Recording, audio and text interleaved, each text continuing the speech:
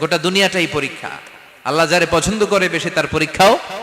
আসাদুন নাসি বালাআন আল আম্বিয়া, এই পৃথিবীতে আল্লাহ সবচেয়ে বেশি বালা মুসিবত দিয়ে পরীক্ষা করেছেন নবীদের। কারণ নবীরা আল্লাহর কাছে কম প্রিয় না বেশি প্রিয়? যেহেতু প্রিয় বেশি, পরীক্ষাও। এজন্য মুমিনের উপর যদি পরীক্ষা আসে, মুমিনের উপর যদি অত্যাচার আসে, মুমিনের উপর যদি ধৈর্যের পরীক্ষা আসে, জেল জরিমানা আসে, মুমিন ওইটারে ভয় পায় না। মুমিন ভয় পায় একজনকে, চিল্লায় বলেন তিনি কে? কারণ আল্লাহর ঘোষণা ওয়ালা তাহিনু ওয়ালা তাহজানু, ঘোষণাটা কার? ভয় নাই, তোদের চিন্তা নাই। আনতুমুল আ'লাউনা ইন কুনতুম মুমিনিন, তোমরাই বিজয়ী হবা যদি মুমিন হও, যদি মুমিন হও। এজন্য ধৈর্যের পরীক্ষা দিতে হবে, আল্লাহর উপর তাওয়াক্কুল করতে হবে, অত্যাচার আর জুলুম আল্লাহর নামে সহ্য করে যেতে হবে। চিল্লায় বলেন ঠিক কি না?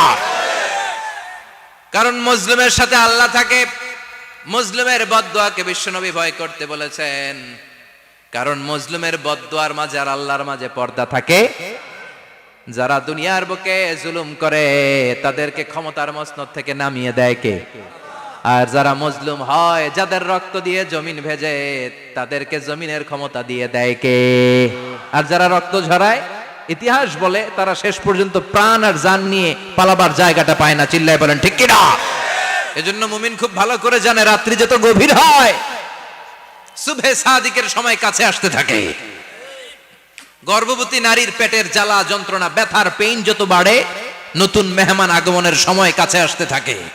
তেমনি ইসলামের পক্ষের শক্তির উপর যদি অত্যাচার, অনাচার, স্টিম রোলার বেড়ে যায়, এটা প্রমাণ করে ইসলামের বিজয়ের সময় কাছে আসতে শুরু করেছে। চিল্লায় বলো ঠিক কি না? এজন্য রাব্বুল আলামিন ডেকে বলেন, গোলাম লিয়াবলুয়াকুম আইয়ুকুম আহসানু আমালা, কে ভালো আমল করো, কে খারাপ আমল করো, এজন্য আমি জীবন মরণ তৈরি করেছি। চিল্লায় কোন ঠিক কি না? এরপর আল্লাহ বললেন, ওয়ালাকাদ যায়্যানাস সামাআদ দুনিয়া বিমাসাবিহা ওয়া জাআলনাহা রুজুমান লিশ-শায়াতিন। সুবহানাল্লাহ বলেন। ওয়ালাকাদ যায়্যানাস সামাআদ দুনিয়া। মাইকম্যান কোথায়? সাউন্ডটা বাড়াও। এত দুর্বল কেন তোমার সাউন্ড? মনে হচ্ছে আমি মাইক ছাড়া কথা বলছি। সাউন্ডটাকে স্ট্রং করো। ওয়ালাকাদ যায়্যানাস সামাআদ দুনিয়া, I have beautified the closer sky with candles, with light and stars. আল্লাহ বললেন, আমি দুনিয়ার আকাশকে তারা দিয়ে সুশোভিত করেছি। আকাশে তারা আছে না নাই? এগুলো এমনি এমনি হয়েছে না? তৈরি করছে কে? বিশ্বাস হয়? কোনো সন্দেহ আছে? এখন তো লাইটিং ফাইটিং এর যুগে তারার যে কি সৌন্দর্য আমরা বুঝি না। আমরা যখন ছোটবেলা গ্রামে যেতাম, রাতের বেলা তারার মেলা, কি সুন্দর, একটার চেয়ে একটা সুন্দর। শুকতারা, ধ্রুব তারা, সপ্তর্ষি মণ্ডল, 7টা তারার একটা চেইন আছে, চিনেন এগুলো? কি সুন্দর তারা! এগুলো তৈরি করে রেখেছে কে? প্রথম আকাশের মহাশূন্যকে আল্লাহ এই তারকা দিয়ে বিউটিফাই করেছেন। ইটস এ ক্যান্ডেল, আল্লাহ সাজিয়ে রেখেছেন। আমরা খালি চোখে যেটা দেখি, এটা কিন্তু আকাশ না, এটা প্রথম আকাশ নয়। প্রথম আকাশ যে কত দূরে আমেরিকার নাসার বিজ্ঞানীরাও জানে না। খালি চোখে আমরা যা দেখি, এটা প্রথম আকাশের মহাশূন্য। এর অনেক অনেক অনেক উপরে প্রথম আকাশ। এরপরে দ্বিতীয় আকাশের মহাশূন্যের স্তর শুরু, এরপরে দ্বিতীয় আকাশ, তারপরে তৃতীয় আকাশের মহাশূন্যের স্তর শুরু, তারপরে তৃতীয় আকাশ। একটার চেয়ে আরেকটা বড়। প্রথম আকাশের চেয়ে দ্বিতীয় আকাশ কত বড় বলি, আপনার হাতের আংটিটা যদি সাহারা মরুভূমিতে আপনি ছুঁড়ে ফেলে দেন, পুরো মরুভূমির তুলনায় আংটি যত ছোট, আল্লাহর দ্বিতীয় আসমানের তুলনায় আল্লাহর প্রথম আসমানটা ঠিক তত ছোট। একটার চেয়ে একটা বড়, একটার চেয়ে একটা বড়। সূর্য দেখে আমরা অবাক হয়ে যাই, 9,30,00,000 মাইল দূরে। এই পৃথিবীর চেয়ে 13 লক্ষ গুণ বড়। এটার সানশাইন, আলো আসতে পৃথিবীতে 8 মিনিট 18 সেকেন্ড লেগে যায়। আমরা মনে করছি সূর্যই বড়। আমরা বসে আছি মাইথার দিয়াতে, তাই না? এই জায়গাটার নাম কি? মাইথার দিয়া। কি খালি এতটুকু প্যান্ডেলের সমান? কত বড় মাইথার দিয়া! এই পুরো মাইথার দিয়া কোন থানায় পড়ছে? দাউদকান্দি। দাউদকান্দি হচ্ছে কুমিল্লার 16টা থানার একটা, ঠিক কিনা? 16 থানা মিলে কুমিল্লার একটা জেলা। এরকম কয়টা জেলা আছে? 64 জেলা। এই 64 জেলা মিলে আমাদের সুজলা সুফলা শস্য শ্যামলা ডিজিটাল বাংলাদেশ। কথা কন। আর বাংলাদেশ হচ্ছে পৃথিবীর সবচাইতে বড় দেশ। হ্যাঁ, 64 জেলা, এরপরে ছোট। যাদের অ্যাটলাস ম্যাপ নিয়ে যাদের ধারণা আছে তারা দেখবেন বাংলাদেশ এই শব্দটা লেখার জায়গাও আমরা পাই না। মানচিত্রে বাংলাদেশ শব্দটা লেখার জায়গা পায় না। বিআরএ উঠে যায় ইন্ডিয়ার উপর, আর ডিএসএচ উঠে যায় আবার ইন্ডিয়ার উপর। মাঝখানের দুইটা অক্ষর বাংলাদেশের উপরে পড়ে। চিল্লায় বলেন ঠিক কিনা? কত ছোট দেশ, পাশের ইন্ডিয়া 20-25 গুণ বড়। ইউরোপ আমেরিকার অনেক দেশ আছে, আমেরিকায় বাংলাদেশের চেয়ে শতগুণ বড়, কানাডা কয়েকশো গুণ বড়, রাশিয়া কয়েকশো গুণ বড়। এরকম প্রায় 200 দেশ নিয়ে পৃথিবীর স্থলভাগ, আর 70% হচ্ছে শুধু পানি। এই সব মিলে আমাদের এই পৃথিবী। আর এত বড় পৃথিবীর চেয়েও নাকি সূর্য 13 লক্ষ গুণ বড়। তার মানে সূর্যই বড় না, সূর্যের চেয়ে অনেক বড় তারা আছে। সূর্যের পরে পৃথিবীর সবচেয়ে কাছের যে তারা বা স্টার, ওটার নাম হচ্ছে প্রক্সিমা সেন্ট্রাই। নাম কি? প্রক্সিমা সেন্ট্রাই। এরপরে আলফা সেন্ট্রাই এ, আলফা সেন্ট্রাই বি, ইটা ক্যারিনা, বেটেলজিউস, এরকম একটার পর একটা তারা। যেই সূর্য পৃথিবীর চেয়ে 13 লক্ষ গুণ বড়, বেটেলজিউস নামে একটা তারা আছে, ওটা সূর্যের চেয়ে 33 কোটি গুণ বড়। তার মানে কি বেটেলজিউসই সবচেয়ে বড় না? ছোট্ট একটা তারা। এই বেটেলজিউসরে খেয়ে ফেলাইতে পারে এরকম 1000 কোটি গুণ বড় সাইজের তারা আছে না নাই? এরকম কয়েক বিলিয়ন তারা নিয়ে আমাদের গ্যালাক্সি গঠিত। আমাদের গ্যালাক্সি, এটার নাম মিল্কি ওয়ে। এটার নাম কি? আমাদের গ্যালাক্সি। এই গ্যালাক্সিতে আমাদের অবস্থান। এরকম কত হাজার কোটি গ্যালাক্সি আছে আমেরিকার নাসার বিজ্ঞানীরাও জানে না। আমাদের গ্যালাক্সির সবচেয়ে কাছের যে গ্যালাক্সি, ওই গ্যালাক্সিটার নাম হচ্ছে অ্যান্ড্রোমেডা। কি নাম? অ্যান্ড্রোমেডা। আমাদের গ্যালাক্সি থেকে কেউ যদি কাছের গ্যালাক্সি অ্যান্ড্রোমেডাতে যেতে চায়, তার 2.5 মিলিয়ন লাইট ইয়ার্স সময় লেগে যাবে। কথাটা কঠিন হয়ে গেছে, আমি ভেঙে বলি, তারপরে সুবহানাল্লাহ কইবেন। আমাদের গ্যালাক্সির নাম মিল্কি ওয়ে। মিল্কি ওয়ে থেকে যদি কেউ অ্যান্ড্রোমেডাতে যেতে যায়, কত সময় লাগবে? 2.5 million light year. Light year মানে আলোক বর্ষ। আলোর গতিতে যদি ছোটা যায়, 2.5 মিলিয়ন মানে হচ্ছে প্রায় 25 লক্ষ। তাহলে পৃথিবীতে সবচেয়ে দ্রুতগামী যে বিষয়টা আবিষ্কৃত হয়েছে সেটা হচ্ছে আলো। এই যে লাইট মারলে যে ছোটে, এই লাইট প্রতি সেকেন্ডে 1,86,000 মাইল বেগে ছুটতে পারে। 1 মিনিটে না, 1 ঘন্টা না, 1 মিনিটে না, 1 সেকেন্ডে আলো চলে যায় কয় mile? 1,86,000। Could you imagine that?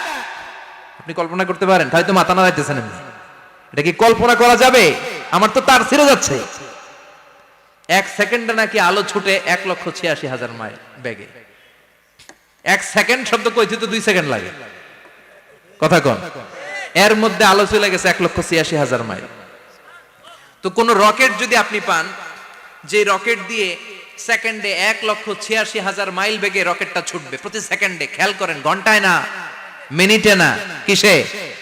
সেকেন্ডে। যে রকেটটা সেকেন্ডে 1,86,000 মাইল বেগে ছুটবে, ওই রকেটটা দিয়ে আমাদের গ্যালাক্সি থেকে আমাদের পাশের গ্যালাক্সি অ্যান্ড্রোমেডাতে পৌঁছতে আপনার 25 লক্ষ বছর লেগে যাবে।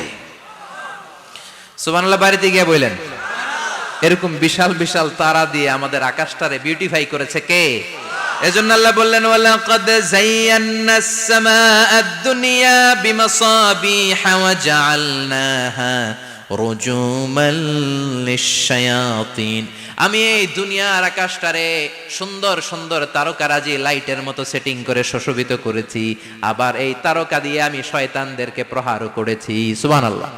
শয়তানদেরকে আল্লাহ তারা মেরে আঘাত করে। সুবহানাল্লাহ বলেন।